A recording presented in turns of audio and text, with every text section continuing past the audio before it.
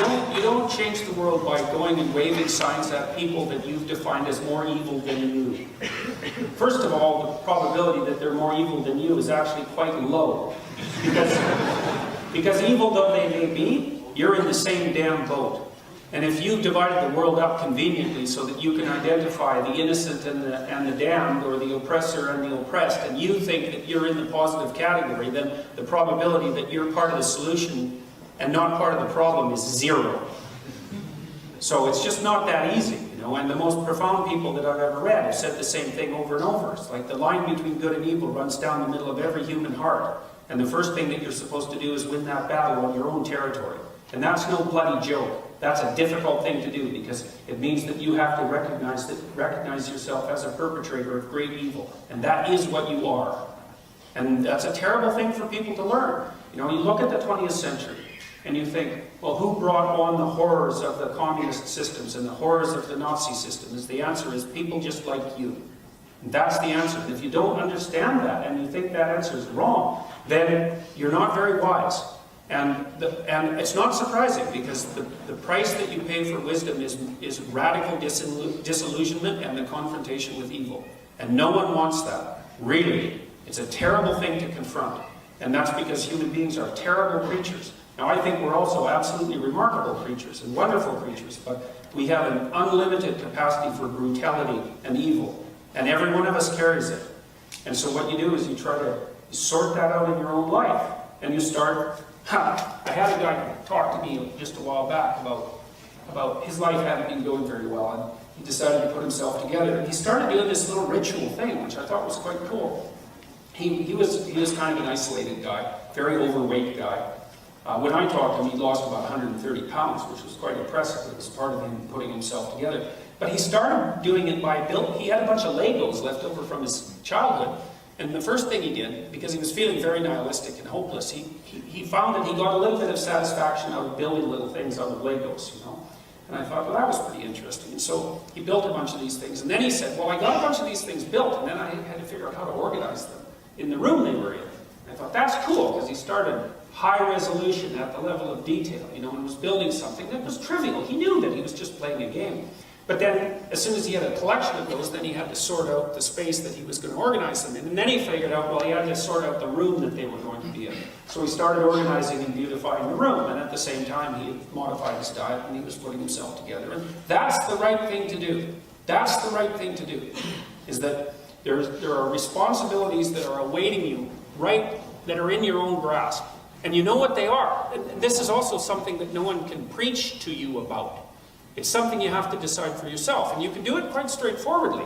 And it's something that I do on a regular basis. You sit down in the evening or in the morning and ask yourself, like you're asking someone that you want the answer from, like you really genuinely want to have the answer. You're not telling yourself. None of that. You're asking yourself. All right, there's a bunch of things about my life that aren't in order, that aren't together, and I know it, and they're making me suffer, and they're making me less than I am. And there's some of those things that are staring me right at the face, and I know what they are, and there's some of those that I can put in order today with a little bit of work, so that when I wake up tomorrow, the domain of my experience, which is basically being itself, the domain of my experience will be more pristine and better put together than it is today. You ask yourself that, you'll find right away. You know what they are. 5 things that come up. Bang, bang, bang, bang. And they'll all be things that aren't very heroic, they're kind of trivial, and that you've been avoiding. You've been avoiding them. Those are little dragons of chaos, those things. And you know, they're just little, but that's good because you're not much of a hero warrior, and so maybe little tiny dragons are all the ones that you can put up with for now. You know, you sort those things out, and it'll, first of all, it'll order the being around you in a more pristine and productive way, and it'll make you just a little bit more focused and together. And what that'll mean is that the next thing you can do is ask yourself the same question, and the problems that will emerge will be slightly larger and more complex. And then you can try to put those in order, and that'll make everything around you more pristine and better put together, and it'll make you a little bit stronger and more clear-headed. And then another set of problems will emerge that's a little bit larger. And if you continue to do that, you know, you'll sort yourself out, you'll clean up your room, you'll put your house in order, and then you can start to work in the community. And by that time, you'll actually have some power and some and some self-confidence and some competence and some credence. And you'll be much less likely to stupidly hit something complicated with a stick and say that you fixed it. But you have to start low. You have to. Carl Jung said one of his very interesting phrases. He says that the reason that modern people can't see God is because they won't look low enough. I really like that. He's an extraordinarily wise person, and what he meant by that was something like what I'm telling you, is that the secret to your existence is right in front of you, and it manifests itself as all those things you know you should do, but you're avoiding. Because one of the things you might ask yourself is, of course you're useless and weak and miserable and cruel and all of those horrible things, but partly that's because you're also not what you could be, and part of the reason for that is that you're not doing what you know you should be doing. So you might ask yourself, because this is a very interesting game, if you started doing the things that you know you should do, this is a discussion with your own conscience, if you started doing those things that you know you should do, and you did that diligently, what the hell would you be like in 10 years? Now that's an exciting game. That's an interesting game. And if you play that, you'll find that you're a hell of a lot more than you were. And that's something, at least. You might not hit the pinnacles, but you're going to be a lot more than you are. And then, if you're not weak and miserable and wretched and suffering and dismal and self-pitying and all those things, you're going to be a lot less resentful. You're going to be a lot less brutal. You're going to be a lot less cruel to yourself and to other people. Well, that's a pretty good start. You know, even if you're not a positive force for good in the world, if you just weren't wretched and horrible, that would be a good initial contribution. No? I would say, too, there's a corollary that goes along with that. And this is, so you could look at it this way. This is something that I tried to explain. I did a video on Pinocchio, a couple of videos about Pinocchio, which I've been quite fascinated by, because it's a very good illustration in popular culture of how archetypes manifest themselves, and how people understand the archetypes even if they don't know they understand them. Because Pinocchio is a very interesting movie if you think about it. You know, you might ask, well, when modern people think about people going to church, they think, well, how can people believe those foolish superstitions? It's like, yeah, fair enough, good question.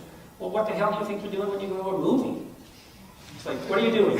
Here you are. I know you probably haven't seen Pinocchio lately, but whatever. You know, it's the same thing. You're an adult. You bring your 5-year-old to see Pinocchio, and you're just as entranced as he is. And think about what you're doing. First of all, you know those are drawings. They're not real creatures. They're drawings. Second, they're about a puppet. A wooden puppet who actually happens to wander around, who is being guided through life by a cricket, whose highest goal is to fail for reasons no one can understand. And somehow that makes a fairy turn him into something that's real.